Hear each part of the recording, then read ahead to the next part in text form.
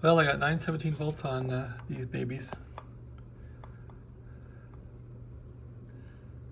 And the thing is just idling right here. There's about 917 volts on it. So the tubes are okay hanging out there with that voltage on them. They're not blowing up, but when I key the transmitter, kaboom. So I wonder if I wired this thing wrong or something. I guess I'll check the wiring again. But it's running, idling anyway with that. Although these are rated at 750, so they're about 850, 900. Yeah, they're 150, 200 volts over their rated value. So when I key it, it sparks up, and I saw some sparks in the tube. So maybe the screen voltage is too high.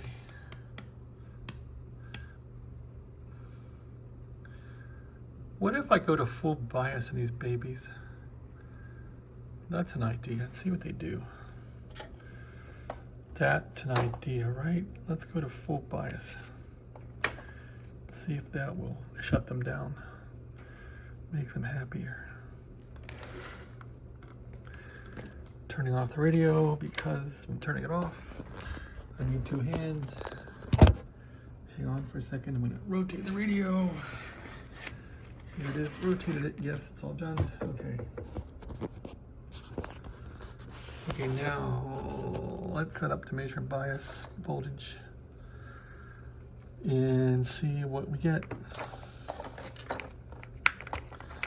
I guess I didn't think this through very well, did I? Find a ground somewhere. There it is now. The bias voltage is... Okay, let's get a clip lead and measure that. All this junk in here. I've never been organized as far as fixing radios, just laissez-faire. Okay, so bias is pretty much coming out of here. This is the DC part of it here. All right. As you can see, I don't want to touch this stuff. Just keep my hands out of it and turn the radio on. Now this should be a negative voltage of some sort. And it's negative 7.7. That's a pretty high bias, isn't it? What if we can crank it up higher? The bias is this one here. Let's fully crank it. Okay, all I can do is 124 volts. That should turn those tubes off. Let's give it a little transmit now and see if it freaks out or not. Are you ready for this? Oh, it's tolerating it. Interesting. It's tolerating it, but it's saying it has drive too. That is interesting. So it'll tolerate that. I wonder why. So it's cranking at about 300 milliamperes of current. Yeah, I got something really wrong here, don't I? But with a bias all the way up, it'll live. I wonder what the hell this thing's doing. So I got a lot of bias and I got still some current going through these things. Okay, so obviously the tubes aren't going to work as far as I think the cathode connected to the screen. It's probably all screwed up, or else I got way too much screen current, way too much screen voltage. Something's whacked. Maybe that's a problem for another day. Let's check the screen and see how nasty that is. Let's see. So it didn't blow up that time. With full bias, it was happy somewhat. Screen voltage is,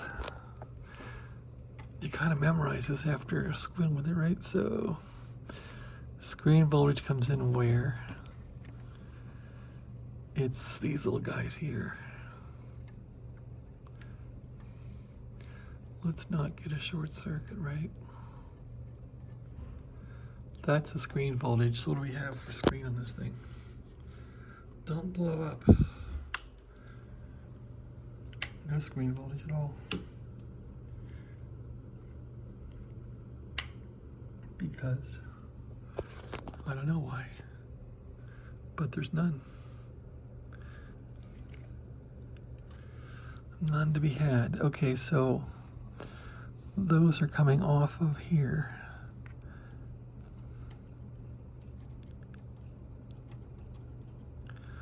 Well, that's interesting, isn't it?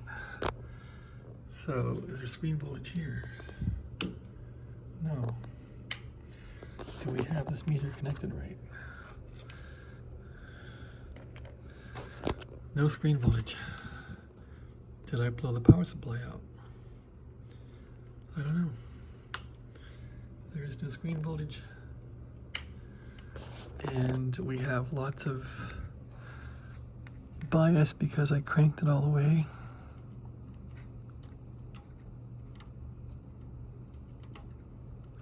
Well, maybe this will work after a while, who knows. Okay, our bias is 123 now. It's not very high, it was higher. And this meter is now pinned. All right, well, I'm not gonna mess with this thing anymore. I guess what I should do is pull the tubes out, or pull the caps off them, or what. Pull them out and check the voltages. That's what I get for just ramming these things in there, you know? Not really thinking it through, just throwing it in. That's what I did with the Drakes, and it worked. With a Swan, no way. All right, thanks for watching. Have a great day.